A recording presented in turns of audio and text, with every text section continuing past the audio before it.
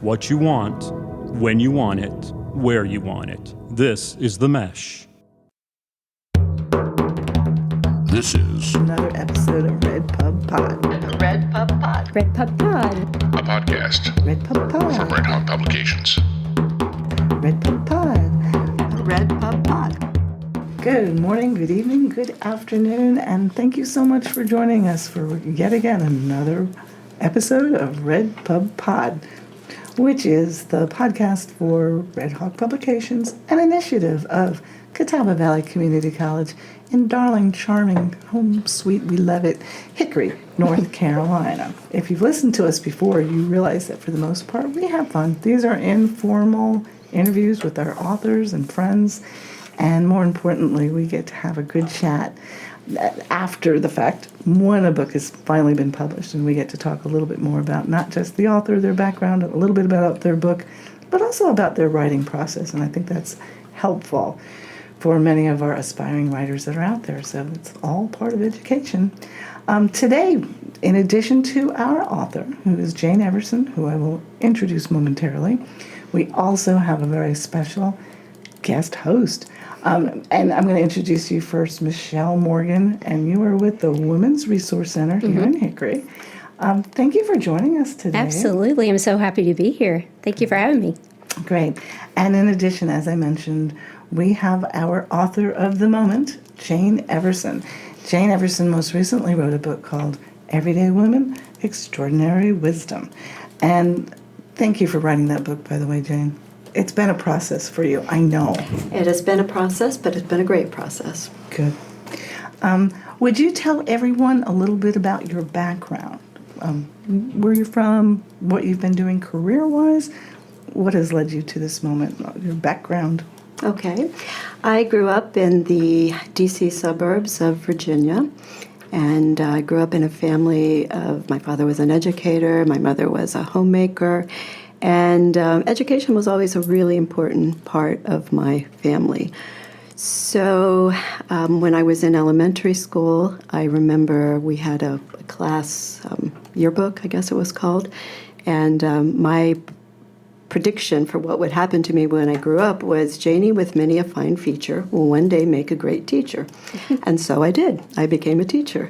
And I spent 40 years in education, primarily special education with kids with disabilities, taught at the high school level, taught at the university level. So I did a lot of, I guess what you'd call academic writing when I was a university professor, but I'd never done anything outside of that. But I always wanted to write a book. And I thought that what I was going to write was a murder mystery, because I love Scandinavian murder mysteries. But when we talk about the process, I'll tell you why I didn't write a murder mystery. That's funny. Okay, that's good to know. Now, knowing your background and knowing you have done a lot of academic writing, and knowing that this, while nonfiction, it's certainly not what you're accustomed to have written in the past and what you've gotten published in the past. Right. What would you say were your biggest challenges dealing with a book for you that you're writing as nonfiction? Well, I think there were two challenges. The first challenge you alluded to, and that is because I've written so much academically, it was difficult for me to write to an audience that wouldn't have a highlighter in hand and be thinking about what was going to be on the midterm exam. So that meant changing not only the style and the content, but just the voice even. And then I think the second part, for me, I think most authors would probably relate to, is that I had to really wrestle with whether I was going to tell my story. And that was really difficult for me, because as I started talking to other women and they told their stories, I thought, wow, they're way braver than I am. I'm not sure I can be this honest about myself. And to this day, to be honest, I don't think I was as honest as some of the other women. There are things that I didn't say, and I don't know that I would be comfortable saying. So those who are really able to tell their stories, I have the greatest admiration for. Yeah, no, I understand completely. And just so that folks are aware, I happen to know Jane Everson for many years. I know her as Dr. Jane Everson, as the academic. And when I first got the first draft of this book, It was pretty academic. I loved the book, but I sent it back. Yes, she did. Yes, she did. Do you remember what I told you, more or less? Yeah. Well, that's one of the questions I had. What made you ultimately decide to share your story?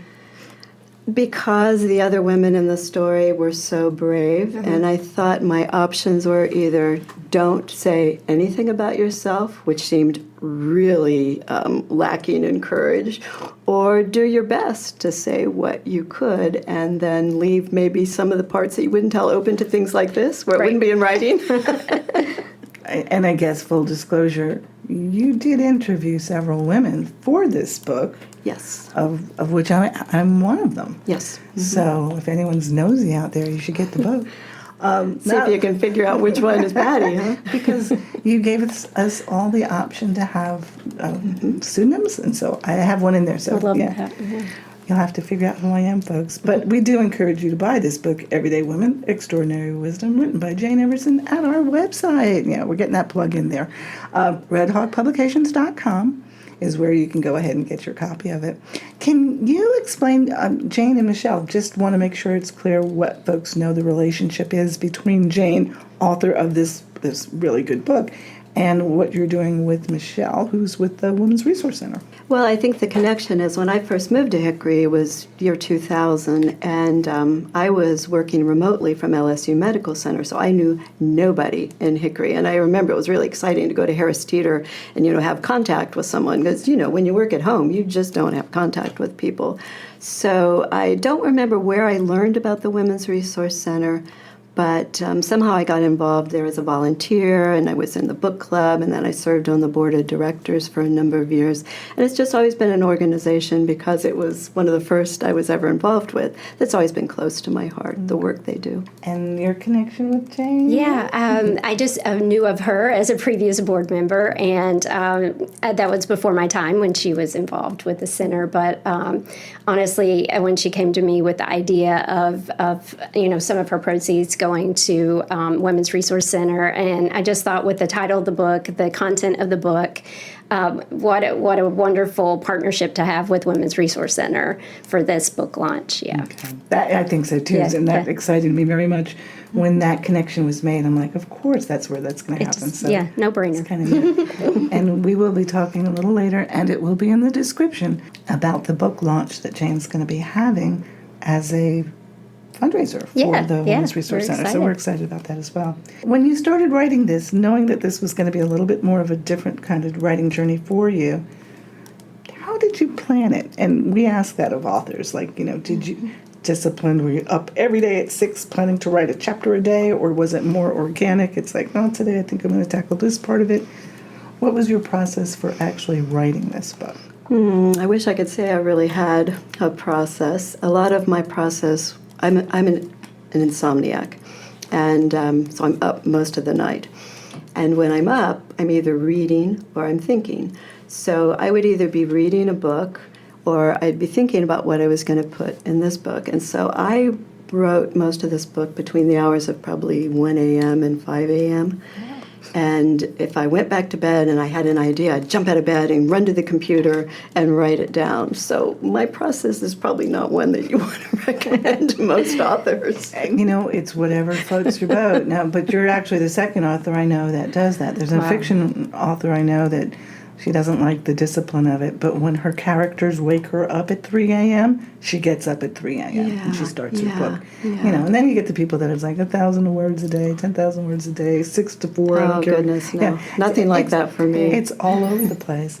I found that what was interesting was the reason you wanted to write this book. Didn't it have something to do with like a challenge to yourself, or like a New Year's? Yes, I do a vision board every year.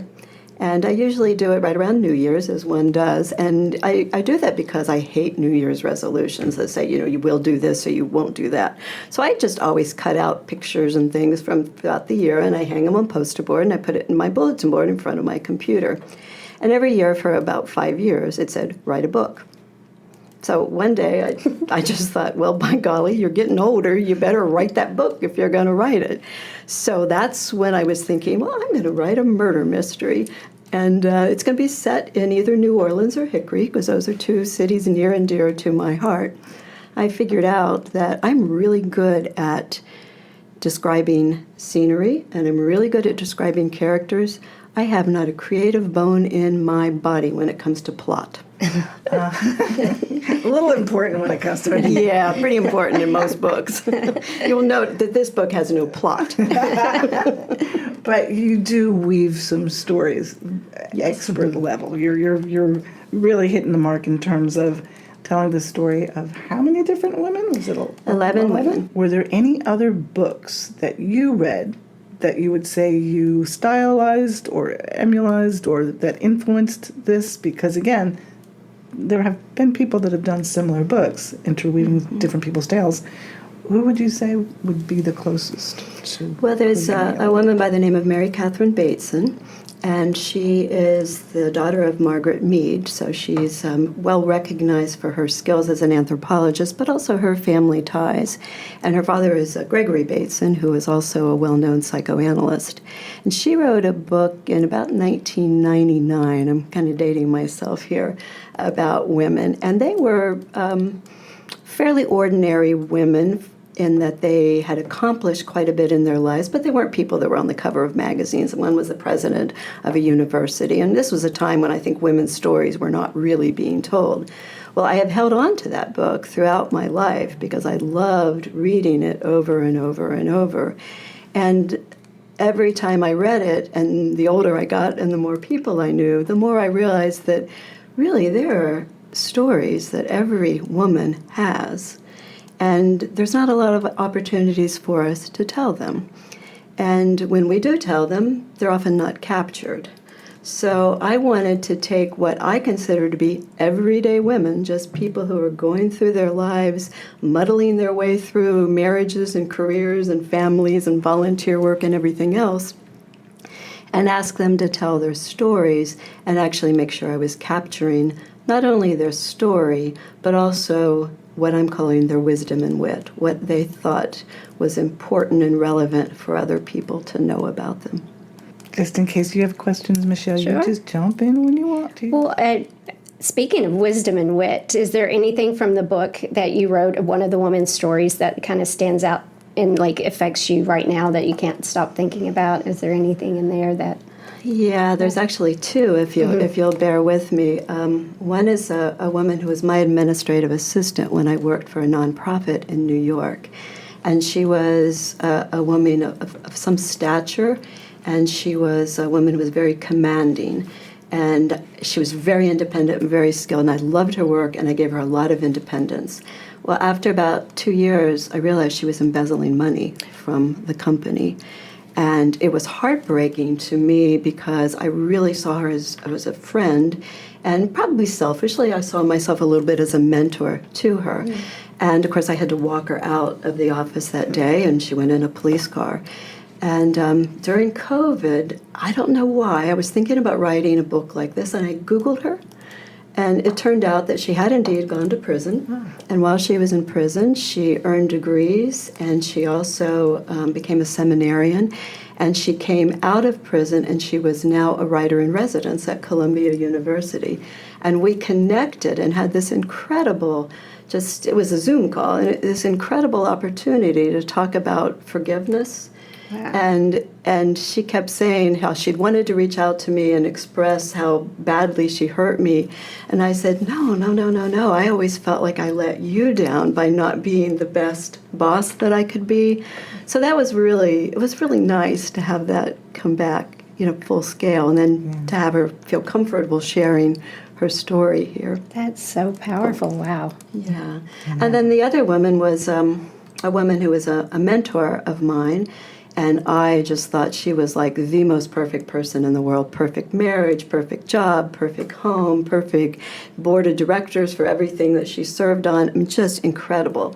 Well, one day it turned out that her husband, who she was in business with, and he was a clinical psychologist, he called her from Washington, D.C. to say he was about to be arrested for making sexually explicit calls to women.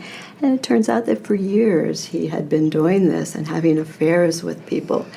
And their marriage, of course, fell apart, and the business fell apart, and she went on and made a new life for herself. And then years later, she discovered, I think he had her name in his pocket or something. He was on the streets, homeless, had Parkinson's disease, and she was called, and she forgave him and took care of him in the latter parts of his life. And she talks about the power of forgiveness. That just really hit me because I thought, I don't know if I could forgive somebody that did something to me like that. It was I wrestle with that a lot. And fortunately, I've never had to forgive that level of betrayal, but that's huge.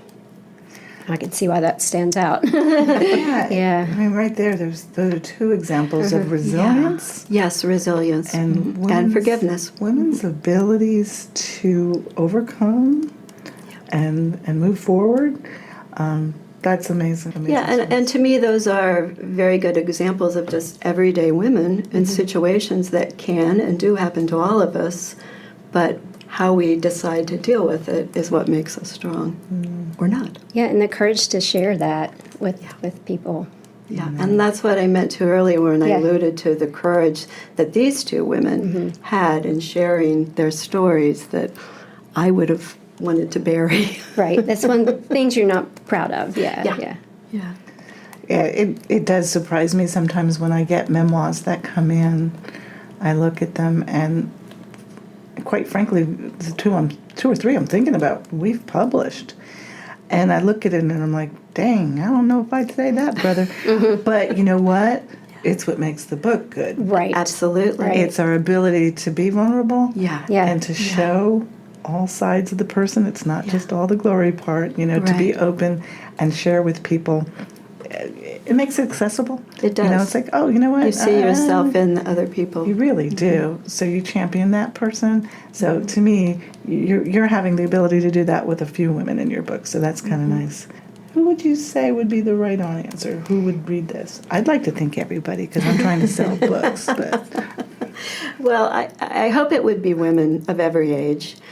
But I really hope that younger women, younger than me, women in their 20s and 30s, who are probably still really wrestling with some of these things, that they really are their everyday experiences. For me and for many of the women in this book, it's in the rear window, and they've dealt with it and are dealing with it, but it's in the past. But if you're in the midst of some of these kinds of things, I hope that a book like this will resonate, that you see the stories, you see that they came through it. And it's one of the reasons I wanted to call it Wisdom and Wit, so that it wouldn't be seen as, well, you should do this, you should do that, or I wish I had done this. More just, here's some things I've learned and here's some humor about the story. yeah, and that's one thing about this world and this life. You better have a good sense of humor.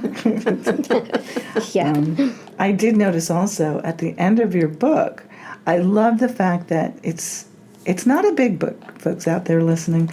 It's under about 100 pages, give or take a little bit. But at the end of the book, you have an opportunity to maybe make an exercise out of it for people. Would you share a little bit about that? Because I think that could be very interesting to our listeners. Sure. I included in the book the questions that I used to interview women and suggested that people speak to their moms, their sisters, their aunts, anybody in their sphere of influence that they thought might be interested in sharing their stories. And again, getting those stories down, because I think asking and listening are something we don't do enough of. I also just suggested people think about doing a vision board.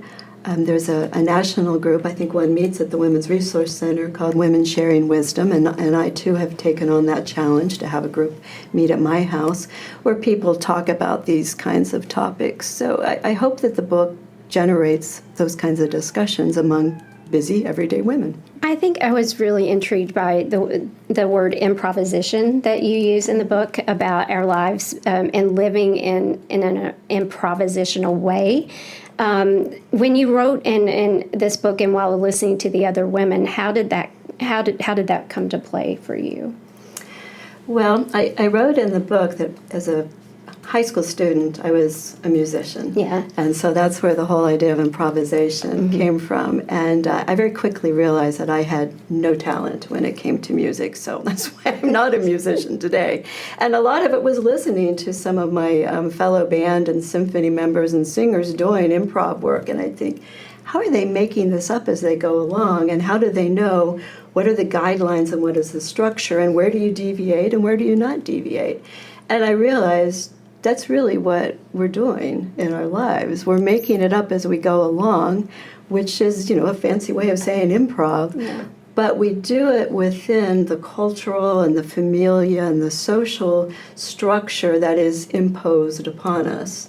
And we have to. We can't completely go off in left field and improvise our lives. But if we just stick with that structure, then we're not really living our authentic selves. So I wanted to take the word improv and talk about how can you really make it up as you go along. I think it's beautiful. Yeah. I remember we've had this conversation before, Jane, where we talked about, goals in life when they were established when you were young. And it wasn't until a conversation that I had with you with a group of women when I realized you had the ladder and, you had goals and you went up the rungs of the ladder. And I realized my first rung, when I was asked what I wanted to be as a little child, it was Popeye. It was a hobo. My brother wanted to be a pilot at 3. He became a pilot. My sister wanted to be an actress. She became a performer. I did not become Popeye or a hobo. But clearly, the rungs on the ladder just were guides there. But I did use the jungle gym approach. Where you just go, the ladder doesn't go up, it goes across, and I grab whichever one I feel like grabbing, or whichever one I'm shoved into. Yeah. And I've been very, very fortunate and blessed that the rungs have been there. You didn't fall. Sometimes I've fallen off, but I dust it off and get back up. That's the improvisation. Yeah. And that's a really good example of how very, very different our careers have been. And it doesn't make any one of us better than the other. It's just we chose a different approach.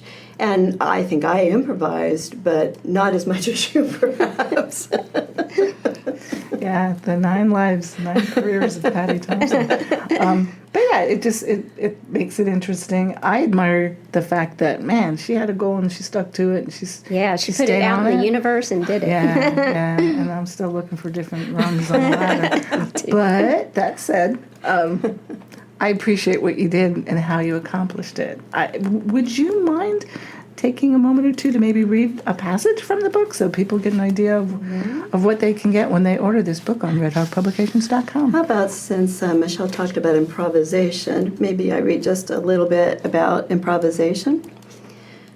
As a high school student, I considered making music therapy my career. I studied voice, piano, and percussion instruments in an attempt to develop musical technique and practice performance skills. It was then that I was first introduced to the concept of improvisation. In music, improvisation requires a musician to adhere to prescribed musical techniques while also providing opportunities for spontaneous communication among musicians. Improvisation encourages musicians to evoke unfettered responses among each other by listening and then responding with unique melodies, harmonies, and rhythms while still conforming to stylistic elements.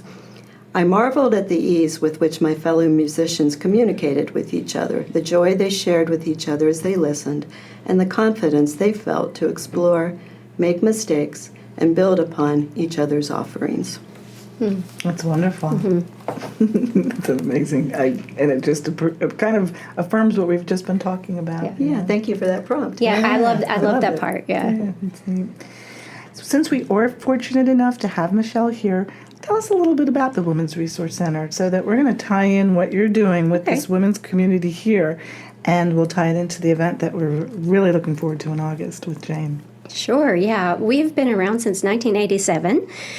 We help women one-on-one. We support them through life's challenges such as domestic violence, unstable housing, job loss, you name it, whatever a woman can go through, we sit down with them and provide one-on-one assistance, goal planning, and advocacy to get them to where they need to be. Yep. Perfect. Okay. And tell us a little bit about this event that's going to happen. Where and when? Yeah, we're going to be doing a book launch at NoCo Arts in Newton. It's a beautiful art gallery that just opened a little over a year ago, I think, or close to a year ago.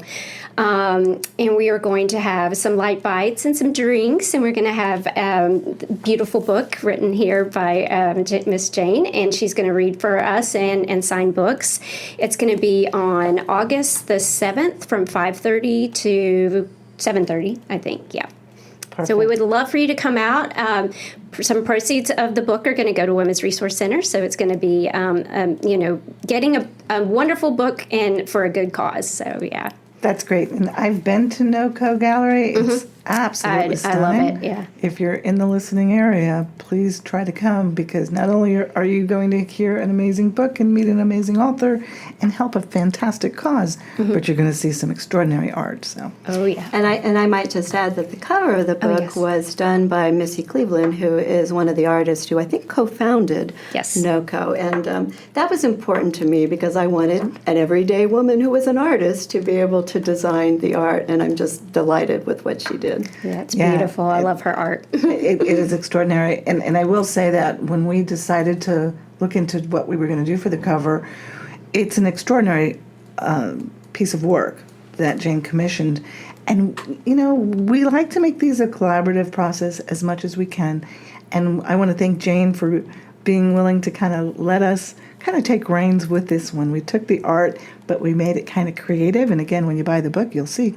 But that said, it is pretty. I happen to think it's one of our better covers. So thank you for commissioning it. Oh, you guys did a great job with it. I was very pleased with what Missy came up with, because not being an artist myself, I just said, read the book, go for it, whatever speaks to you. And I thought it was great, and then I loved what you guys did with it to just make it perfect. Yeah, we have to thank Erin Mann for that. She is our new graphic designer, and I think she took it to heart, and she knew how important this book was going to be for women. So that was a special little blessing that we got. Any more books in the work, Jane? I know you checked this off your list, but I'm just kind of curious. I don't know. People keep asking me that, and since I can't write a Scandinavian murder mystery, I'm pretty sure that's not going to be around. I am thinking about maybe doing something similar where I interview caregivers. Because my career has been with children with disabilities, I have a number of parents who are now in their 70s, and their children who were students of mine are in their 50s. And the struggles that they're facing as they age with their family members. And then I'm a caregiver myself for my 92-year-old mother, who will be very upset I mentioned her age. But so I think that might be another book, but I'm going to give this one a little time first. Yeah, and it's funny because when we do ask that of authors, especially if it's fiction or poetry, they always got one loaded. They're always on to the next one. Yeah. I usually like to caution authors, give yourself some time to sell this book. It just came out. So it's smart. Yeah, give your time to fully envelope the experience that you're going through for your very first book, and the second one will come. And by the way, I think that's an amazing topic. I really do. I think that would be very beneficial to a lot of people. Yeah. Yeah. You can get some sandwich generations in there, too. Yes. Yep. Oh, my God, that's amazing.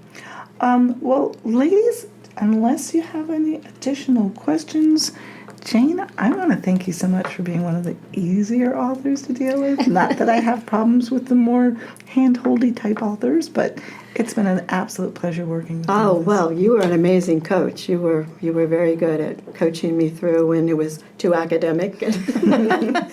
Good, but Other break things this you down. needed me to do. I think, Jane, I think I see one word with 5 syllables. We're going to have to work on this one. I promise I didn't highlight anything. But I think it's a book you can dog ear and reread too. Oh, one of those, absolutely. Yeah. And I hope I do get an opportunity to meet some of the other women if they're forthcoming at the event on August 7th, simply because I really don't mind if people know who I am. So, yeah, so there's that. But I'd love to meet some of these other individuals because they do stand out to me. Yeah. They're standalones, each one of them. That's awesome. Thank you for this gift of a book, and thank you for gifting what you're doing for Women's Resource my Center. pleasure. Thank you for what But you I do. You think- do the hard work. I think this belongs in every woman's hands. So if you have women in your family, I think I can't wait to get it for all the women in my family. So That's yeah, I think wonderful. it's special. And I will mention that when you're reading a good book, one typically likes to read it in a coffee shop, maybe like Tasteful Beans, our sponsor. Yay! How I got that one in there, huh? I like that. By all means, please patronize our number one sponsor of RedPubPod. That would be Tasteful Beans, located in downtown Hickory. Fantastic coffee, wonderful art that you can buy, books as well, and pretty good food. They source locally, so Yeah. we're very It's a great proud. place. We actually met there to discuss this We did. book launch. We My favorite place. Too. You're going to find it's kind of like the literary hub It is, unofficially. yes. It is. A lot of, whenever I'm in there, I'm finding poets there, writers there, people talking about books. Well, I mean, the owner is a poet, so Scott, Yeah. Scott Owens, he created an Yes. amazing community. So again, we're thankful for Tasteful Beans. And we always encourage people to go and find us on the internet. We're on Facebook. We've got an Instagram account. And certainly check out our commerce website, which is redhogpublications.com. We're going to ask Jane to autograph a few copies so that if you order the book, you'll actually be getting an autographed copy. So head on down to that website so you can get a copy of that signed. And I think that's really it. The only thing we have left to do is to ask both of you ladies to say the name of our podcast, RedPubPod. RedPubPod. I love it. She's an actor. She just mimicked me. That's good. That's good. RedPubPod. And she did it as well. That was hard. I know. I want to thank you both. Richard, thank you too for being our engineer today. He gave us a thumbs up. And that's it. Ladies and gentlemen and folks listening, we appreciate you coming in and hanging out with us for another episode of RedPubPod. This is RedPubPod. RedPubPod. RedPubPod. a podcast RedPubPod. from Red Hog Publications. I love it. She's an actor. She just mimicked me. That's good. That's good. You've been listening to The Mesh, an online media network of shows and programs ranging from business to arts, sports to entertainment, music to community. All programs are available on the website as well as through iTunes and YouTube. Check us out online at themesh.tv. Discover other network shows and give us feedback on what you just heard.